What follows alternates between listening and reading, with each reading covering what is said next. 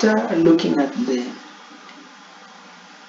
fiscal policy, the types of fiscal policy, which is contraction and expansionary policy, now we come to the instruments, the types of instruments. So we'll actually start with the first one, which is actually the taxation.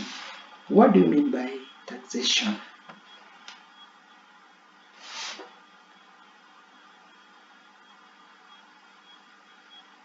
Taxation. Now, what do we mean by taxation? So, in the taxation, we'll be actually looking at the following one, the meaning. What is the meaning of taxation? We will introduce all about taxation, objectives of taxation, and then we now look at the instruments which are used in taxation as an instrument of monetary policy. So we have direct taxation and indirect taxation. Taxation, the major source of revenue for government. So taxation is the major source of revenue for government. The development projects in a country are financed by revenues from taxation. The general objective of taxation are as follows. 1. Resource transfer.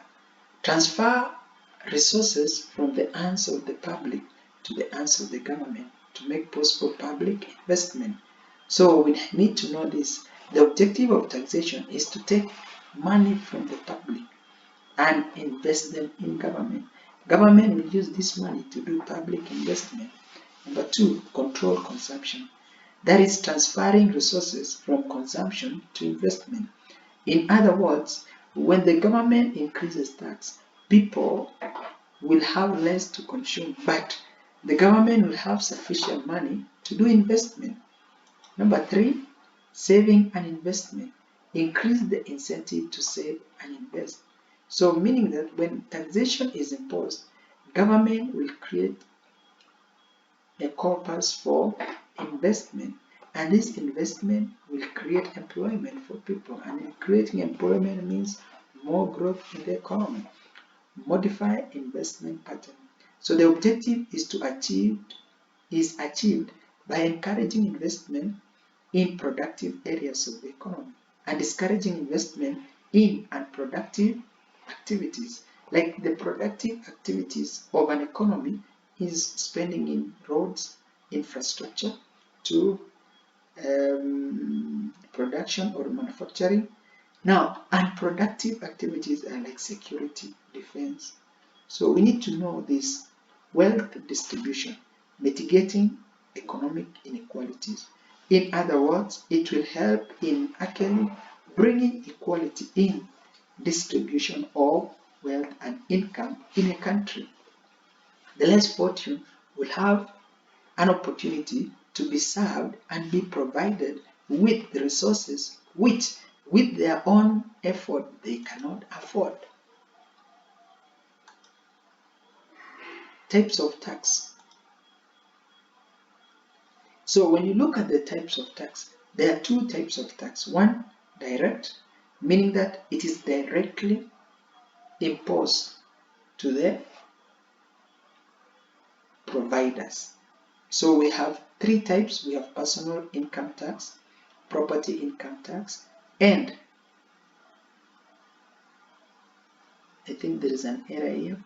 Personal income tax, corporate income tax, and then third one is property income tax. So make that adjustment.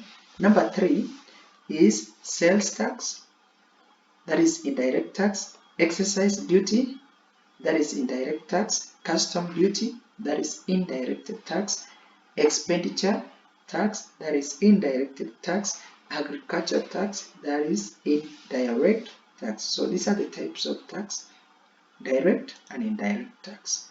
So we look at each and every type of tax. So direct tax, what is in the direct tax? Personal income, the tax which is imposed to individual incomes. So people who earn salaries, wages, they are actually supposed to pay what you call personal income, income which the government imposes on individual incomes. Personal corporate income tax. Now, this plays a critical role. Let's say 20% of the revenue for the government comes from personal income tax. Again, what determines the amount of personal income tax is the type of an economy. Is it developing economy or developed economy? Now, if you look at the developing economy, most of the people are not employed. So meaning that the government cannot generate sufficient income from personal income. But when you look at the developed economy, most of the people are employed. Almost 80% of the people are employed. So meaning they have sufficient income from personal income. Corporate income tax, again, the type of tax which is imposed on business on their profits. So this is the tax which is normally imposed on companies or businesses on their profits. And this tax, again, depends on the nature of an economy. So if the economy is developing, then the tax is not sufficient. But if the economy is developed, then the revenue from the tax is good. Property tax, the type of tax which is charged on properties owned by individual or organization. So these are taxes which are normally charged on property owned by individual, like land, building, etc. So again, it depends on the nature of an economy. If it is developing economy, that means, or underdeveloping economy, that means it will not be sufficient. But when you go to the developed economies, the property tax can generate good amount of revenue for the government. Indirect tax. So these are the types of indirect taxes. Number one, sales tax. The type of tax which is levied on the sale of product. So this tax is normally levied on the sale of products. Now, at what point this tax is taxed? It can be at manufacturing, wholesale, or retail. Again, the factors that contribute to the sales tax is again the composition of the economy. Is it developing or developed? Developing economy have good sales tax because their structures are in place. But developing economy has a problem. Generating revenue from sales tax becomes an issue. Excise duty, the type of tax system which is levied on the product, on the production of a product. So a tax which is normally levied on the manufacturing of a product or production of a product is what we call excise duty. Again, this is another challenge. Countries with good system, developed countries, then generate a lot of income from excise duty. But countries with a poorly developed structure then becomes an issue in generating income. Custom duty, the type of tax levied on products entering and leaving a country through international trade. Two types, we have export duty and import duty. Again, it plays a critical role, generates a lot of revenue to countries or to government based on which economy you belong to. If it is developing economy, it means that this will actually play another very important role. Almost 40% of the revenue is from custom duty. Expenditure tax. Tax imposed on the actual expenditure done by individual. Again, when you buy goods, normally they actually tax you for buying particular goods, less your savings. But again, normally this tax has been having a challenge. It has not been proactive. It has not been generating sufficient income to the government. Agriculture tax. Tax imposed on agriculture activities, land tax, agriculture income, or agriculture products. Public borrowing.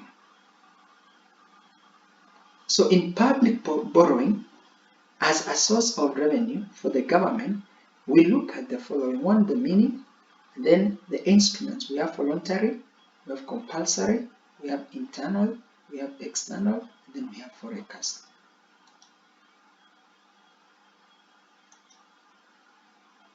Meaning, the second most important source of income for the government, the source of income based on debts. When the budget of a country exceeds its public revenue from taxation, it resumes to raising funds through debts to meet the deficit in the budget. This revenue is mainly borrowed for productive purposes in an economy, such as building roads, dams, irrigation scheme, railways, etc. So don't borrow money for defense. Don't borrow money for actually unproductive purposes. It must be productive. That's why most developing countries are struggling with debts.